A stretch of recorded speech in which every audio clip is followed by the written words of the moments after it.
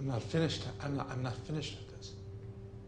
Hari ini saya akan menganalisis karakter Christian Wolff menggunakan 5 materi pengenalan diri. Makna tujuan hidup merupakan sesuatu yang mendorongkan kita untuk menjalankan kehidupan sehari-hari dengan motivasi. Karakter tersebut tidak menunjukkan makna tujuan hidup tertentu. Ia tidak mengejar prestasi akademik, ia tidak mengejar dapatan kerja atau ketuhanan, dan dia tidak memiliki kebutuhan rohani, fisik, atau kebutuhan cinta. Namun ia menunjukkan kebutuhan diri untuk memenuhi suatu pekerjaan, dan dia dapat merasa terganggu jika tidak menyelesaikan tersebut. Kapan kita katakan bahwa motivasi dia menjadi akuntan adalah untuk mengungkapkan kejahatan dan korupsi dari perusahaan-perusahaan. Dikembangkan oleh Erik Erikson menyatakan bahwa dalam kehidupan seseorang terdapat 8 tahap perkembangan yang akan membentuk mereka menjadi seorang dewasa yang produktif dan sehat secara sosial.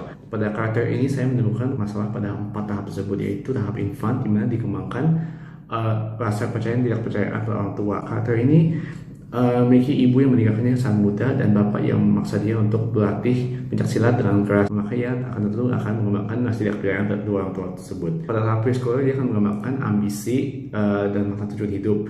Maka pada hal ini kita dapat mengatakan bahwa ia mengembangkan ambisi yang cukup kuat hingga ia harus menyelesaikan suatu pekerjaan, namun jika tidak selesai ia akan merasa terganggu. Pada tahap teenager ia mengembangkan identitas diri sendiri. Meskipun pada karakter ini ia menemukan identitasnya sebagai akuntan atau penembak. Identitasnya sebagai dua hal ini membawa bahaya pada dirinya sendiri dan orang lain sekitarnya. Yang adult, seorang akan berusaha mencari intimasi atau hubungan cinta dengan orang lain. Kemampuan untuk menemukan cinta akan membuat seseorang merasa gagal. Nah, pada karakter ini ia tidak terlalu mampu untuk merespons dan identifikasi suatu emosi romantis. Makanya ia dapat mengalami masalah dalam bidang ini. Attachment dikembangkan oleh John Bowlby yang menyatakan bahwa seorang anak akan membentuk suatu hubungan dekat dengan ibunya jika ibunya dapat merespons dalam kebutuhannya. Hal-hal yang dapat terjadi jika ibunya tidak dapat memenuhi kebutuhan tersebut adalah pure attachment, avoidant, ambivalent, sama disorganized, yaitu suatu disorder mental yang terjadi akibat tidak terjadinya hubungan dengan ibu yang sehat. Bahwa ia mengalami dua gangguan attachment, yaitu avoidant attachment dan disorganized. Avoidant terjadi ketika orang tuanya menunjukkan sifat kasih sayang sehingga ia sendiri menjadi dewasa tidak menunjukkan rasa emosi atau kasih sayang pada orang lain, dan ia menjauhkan diri pada orang lain, dan dia menjadi seorang antisosial.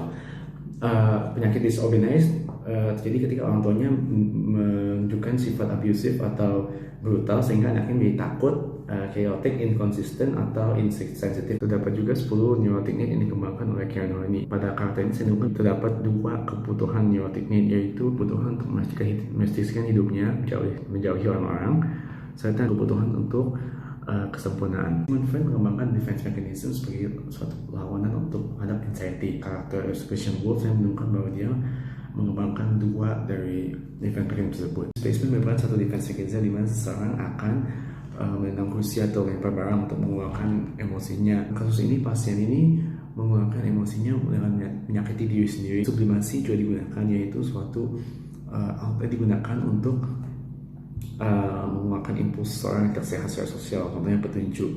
Pada kasus ini pasien mengeluarkan emosinya dengan latihan nembak. Terapi yang saya sarankan untuk pasien ini adalah emotional intelligence, yaitu pengembangan kemampuan untuk menyadari dan merespons emosi seorang terhadap emosi orang lain, dan hal ini dapat mengembangkan social skill yang cukup baik sehingga seorang dapat menjadi dewasa dalam masyarakat yang produktif dan mampu berinteraksi dengan sesama.